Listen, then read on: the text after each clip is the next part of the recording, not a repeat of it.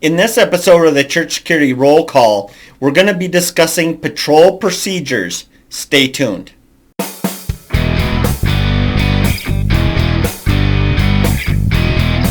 Hi, this is Chris with Sheepdog Church Security, and this is your Church Security Roll Call.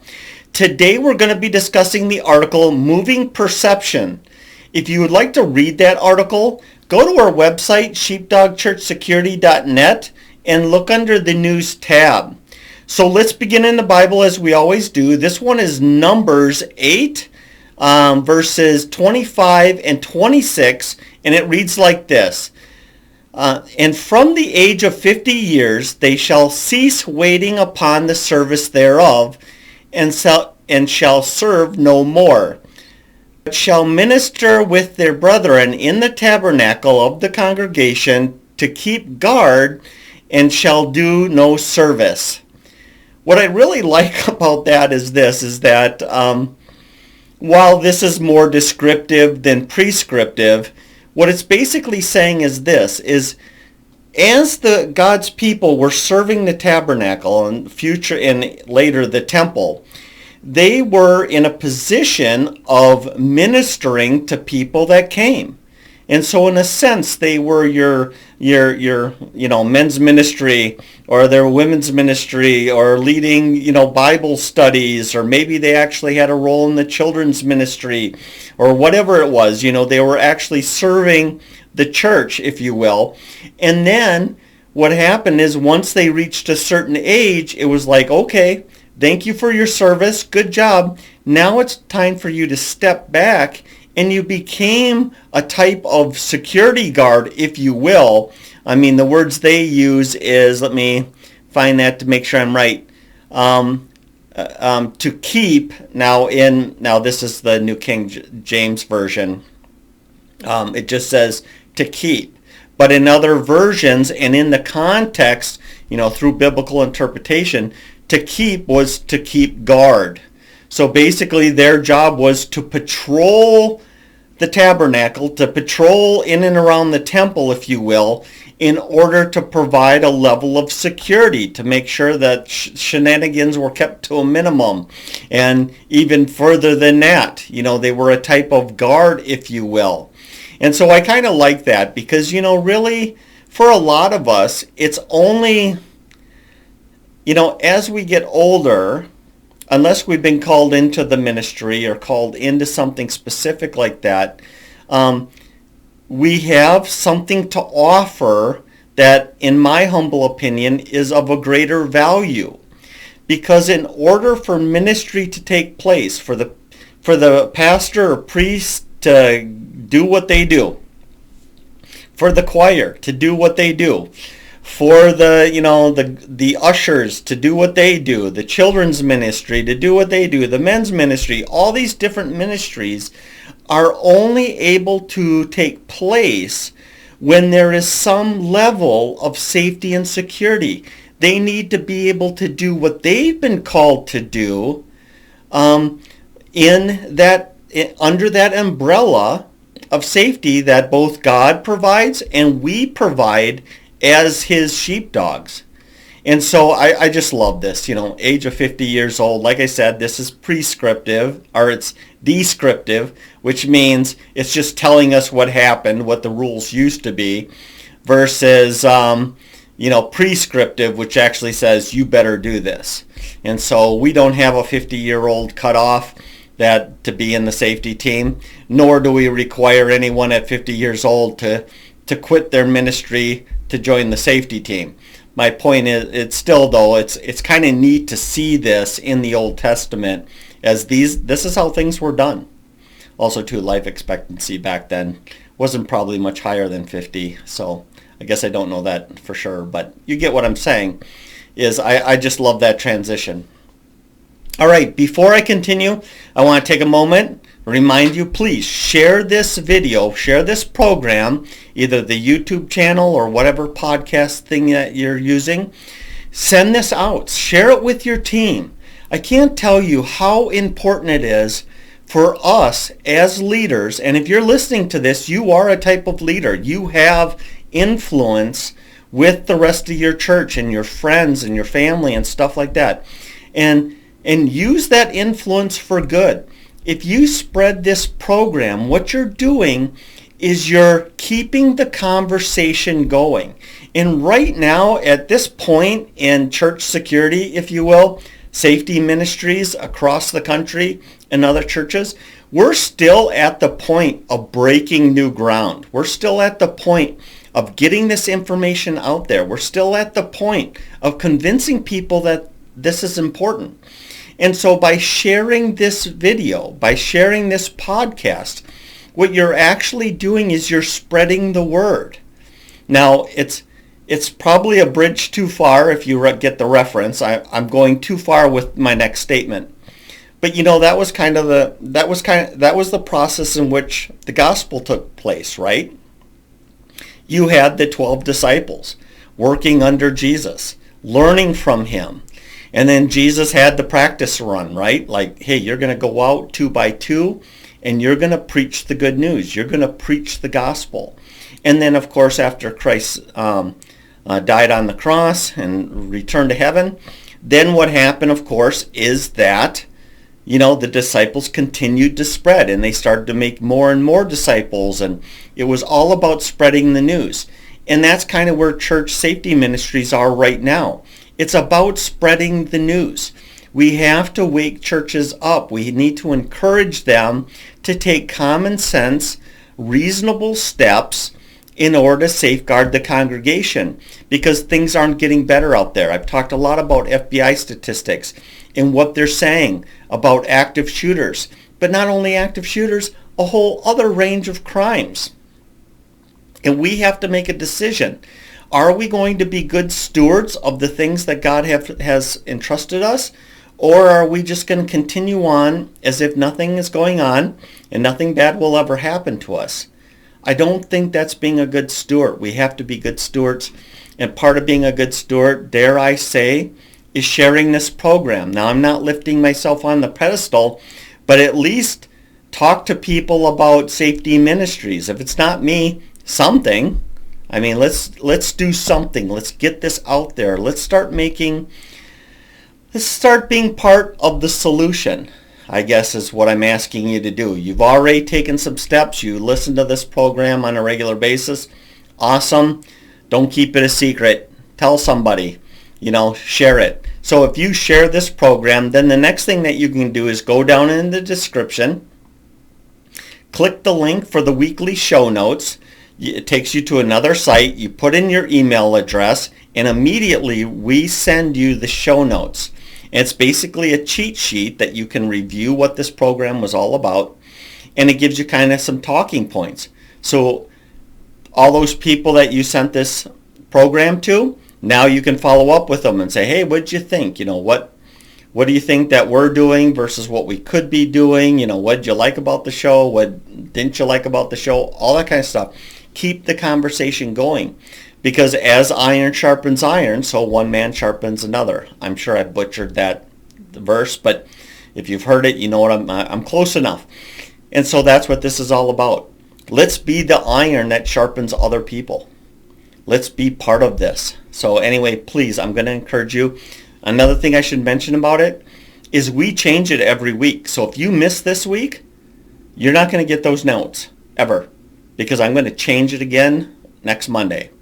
And so you got to keep this going. It's to encourage you to keep moving. Now don't worry, it doesn't multiply sign you up every single time. Every time, all it does, if you're already getting our newsletter or weekly updates, you don't have to worry about double, triple, quadruple emails from us. Unless you use a different email address, you just use the same one, then you're just going to get the emails that we send out, no more, no less. And of course, you get the show notes. All right, so let's jump into the news. We have a few stories for you. We're talking about active patrol, being proactive in our safety ministries. Now, I know a lot of churches, when they first start a safety ministry, that safety team, if you will, pretty much is just at the church. They show up when they show up with their family. They sit in the sanctuary, they participate in children's ministry or whatever they got going on. And really, the only difference between them and everybody else in the sanctuary is either one, they're paying a little bit more attention and are prepared to respond to emergency situations, and or maybe they have a firearm that they carry. And that's pretty much the team. Now, I get that a lot of us start that way, but at some point we have to become a little bit more proactive, which not only includes training, which for some of you that means going to the range more often, but really expanding beyond that. Thinking more comprehensive about what we're trained to respond to. A simple example would be medical emergencies. It's great if you're prepared to deal with an active shooter. Awesome. I totally support. But you become a better safety ministry member. You become a better security team member, or whatever you call yourself, when you have medical training, right? Because medicals happen. And if it hasn't occurred yet, it's going to happen soon. Then things like fire and severe weather or disasters bearing down on the church, and you have to take action to save lives. Things like child protection. I mean, all of us, even though that's the least favorite topic for anyone to learn about and to engage in, it is so needed. Predators take advantage of our unwillingness to engage that topic. Simple as that. They know we don't want to think about it. We don't want to imagine it. We don't want any of that. And so they weasel their ways in.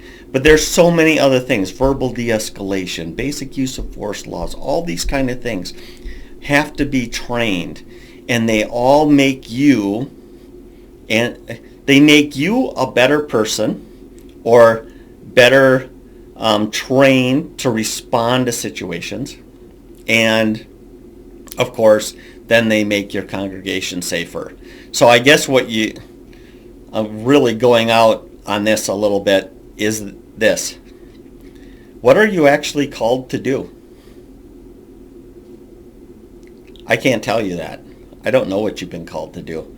I don't know what God's plan is for your life. I really don't know. And that's a question you have to answer. Are you a sheepdog or something else?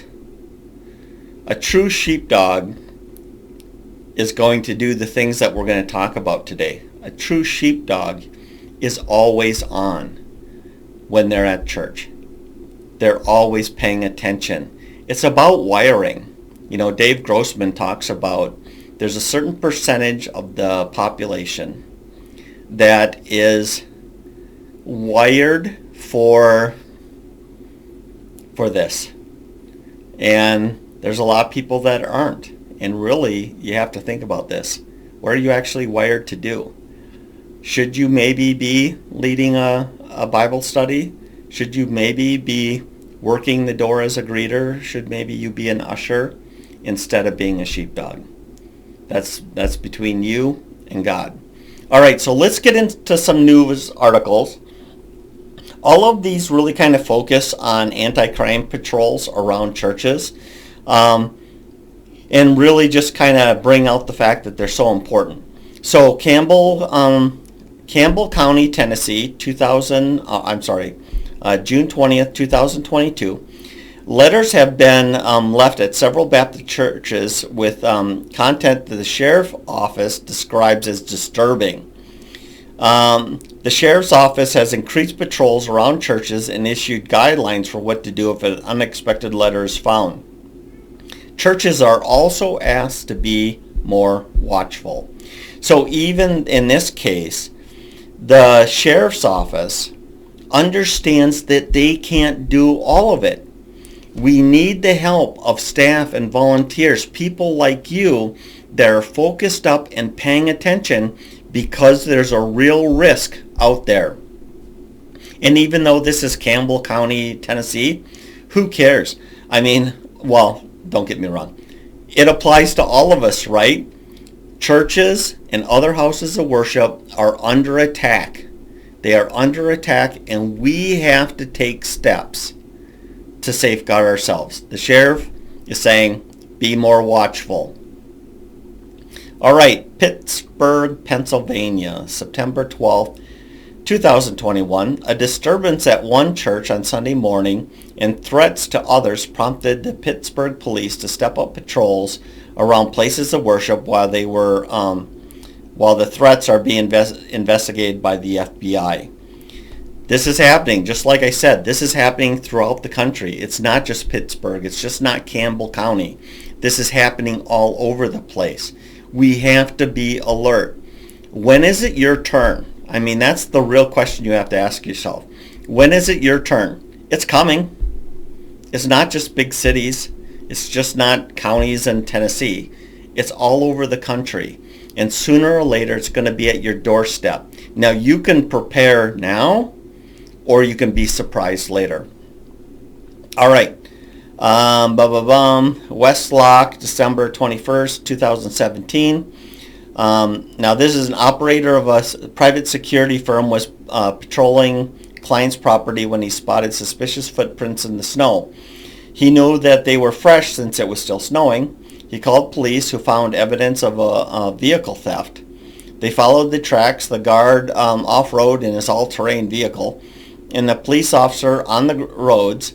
They found the suspect who was arrested, and the stolen vehicle recovered. So here's just an example. The primary reason we're sharing this story is patrols make a difference. If you're paying attention to the small things, that you're paying attention to the important things that you might observe on patrol, then it could result in an arrest. It can result in a stolen property being recovered. It's so important. New York City, October 10th, 2006. So this is a while ago. A man tried to break a glass case holding a priceless chalice given to the church by Pope John VI. An alarm was set off. It was 2 p.m., so middle of the day, and the priest was eating lunch in the rectory. He ran into the sanctuary, confronted the man who was still trying to break the glass. The priest locked him in the church, good job, and called police. He turned out to be the same person who has been a disruptor in previous weeks. So a lot of times, we've talked about paying attention and having contact and keeping good records and all that kind of stuff, patrol log, that kind of stuff. Here's something that just kind of shows up, right? Somebody becomes a regular problem, can then ultimately lead to larger problems. And that's why it's so important for us to pay attention. All right, so let's get into patrol. The first thing I want to cover with patrol, which really in a lot of ways, it can almost seem like common sense, right? What patrol is and what it requires.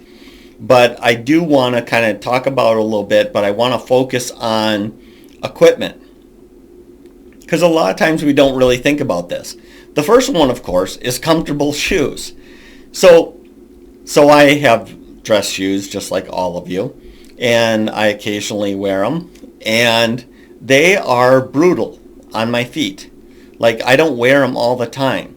So I used to wear boots all the time in the military and as a police officer.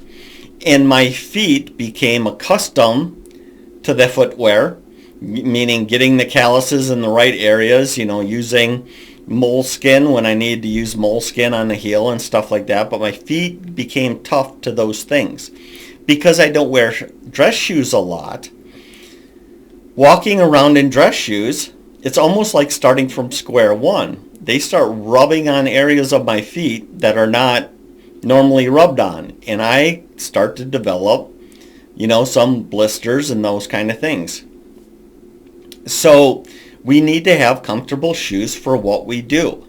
I think one of the things, and I'm kind of going off on a tangent here, but my daughter works security, and she wears a polyester suit, just like I wore, very similar to what I wore as a police officer. You know what the problem with polyester is if it's exposed to fire, it's going to burn and melt your skin.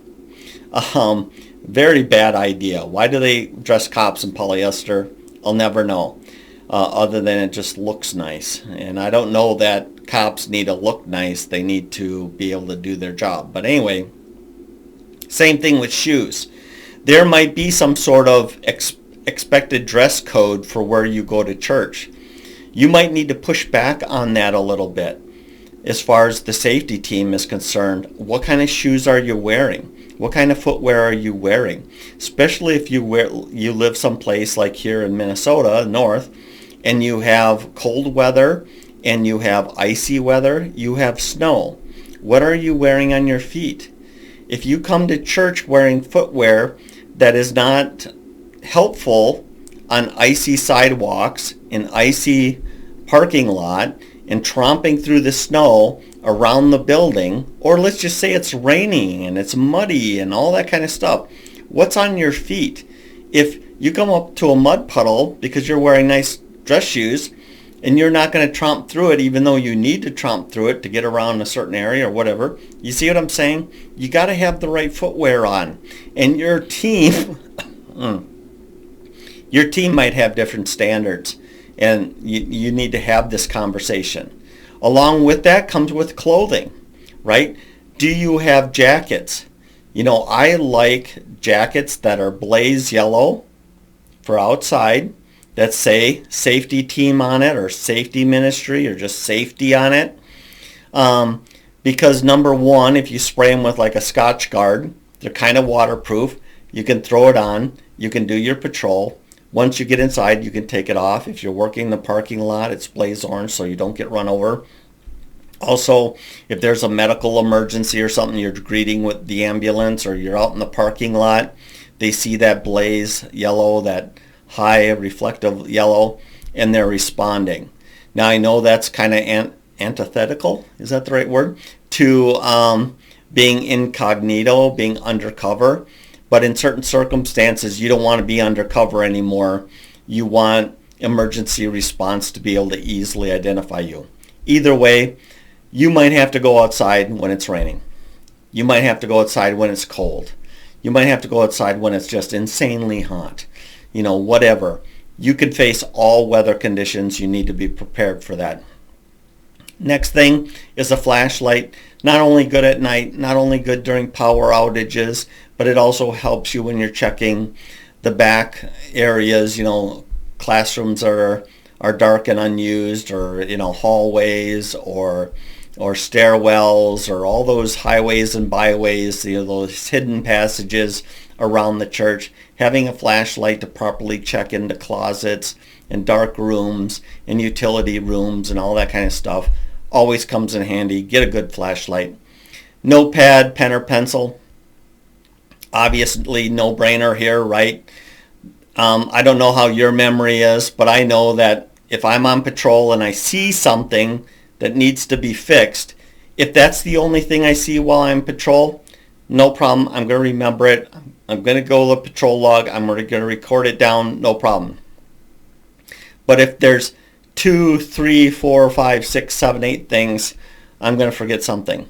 So writing it down is very important. Two-way radio in order to communicate to other people. Let's be honest, if you're out in the parking lot and there's a suspicious person sitting out in the car, you know, maybe they're just taking advantage of the free Wi-Fi. Maybe they're waiting in ambush. You're going to need to call your team and get help. A multi-tool. I always carry a knife. Multi-tool's great. You never know. I mean, let's be honest. There's so many things that can happen at a church. Just having a handy tool to make a quick repair or fix a situation always makes sense. Next thing is a camera. Most of us have smartphones now. Make sure you know how to use the camera feature, because it's a lot easier, instead of writing in detail all the stuff down, sometimes taking a picture. Is there pry marks potentially on a back door? Take a picture of that baby and send it to your security director. Let them take a look at it. And if it's been reported before, they say, oh, there's nothing new here. We know about this. We're taking actions. Or whatever it is. Taking a picture is worth 1,000 words. And sometimes I'd rather just take a picture and then write a quick little synopsis next to it and let other people take care of it that are, you know, the right people.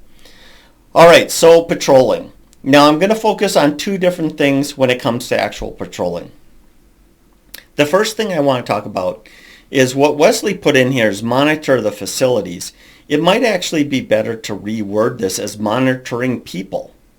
This is when you're walking around and basically you're looking for trouble. I mean, that's really what you're doing. You're looking for trouble. You're looking for people that seem out of place, that seem suspicious. You're looking for people that might be, under stress. You're looking at their faces. You're looking at their body language. You're paying attention to what they're wearing. Are they printing a weapon? All these kind of things. You're looking for people that might be in an argument. You're looking for kids that might be looking for mom and dad.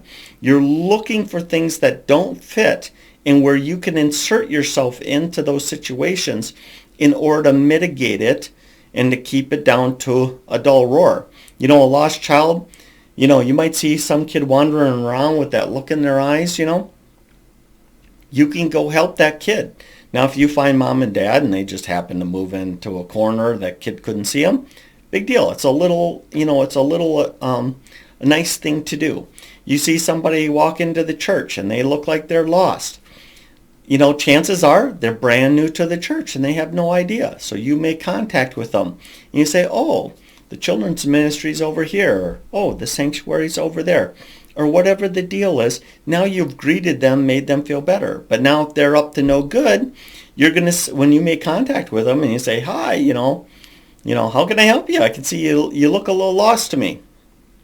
If they're evasive and, all that kind of stuff, you got something else, right? So you kind of deal with that and figure out what you have.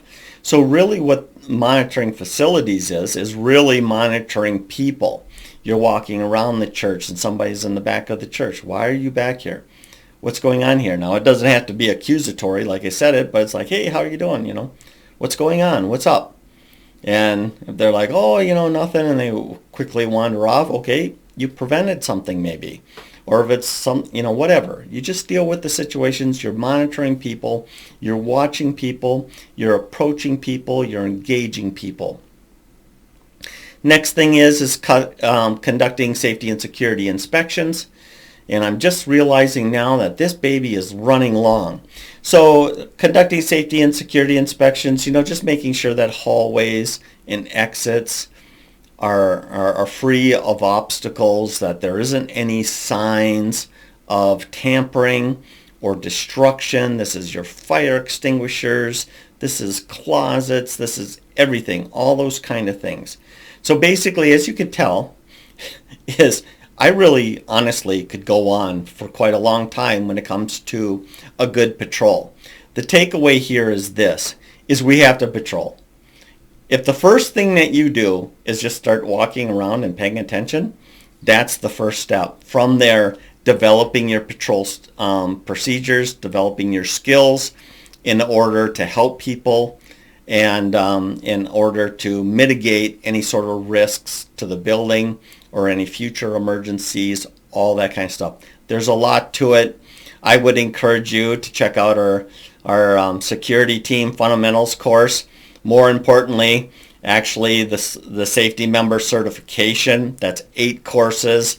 It covers, I'm on 8 topics, 8 different modules right now. And obviously you could listen to these podcasts all the way back to the beginning and you're not going to have it all. It's really about the training, getting it formalized, taking a test. I know that's scary, but trust me, it's not that bad. Taking a test to ensure, it's really about ensuring that you understood the materials and then it kind of locks it into your brain. This is why testing and quizzing is so important. It helps lock it in your brain. Not only that, should a bad thing happen, you can demonstrate that you're not just some person that just decided you're going to start doing this. You've actually gone through some training. So thank you so much. Before I let you go, please like, share, comment on this video. I really super appreciate it. The algorithms appreciate it. It spreads it out there, and that's, like I said before, it's all about getting it out there. And your little thanks for the information, great as always. Questions, whatever, is awesome. I love engaging with you guys. Thank you so much.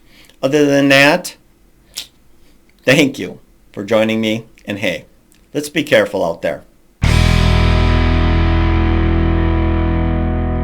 This program is made for informational purposes only and should not be taken as legal advice.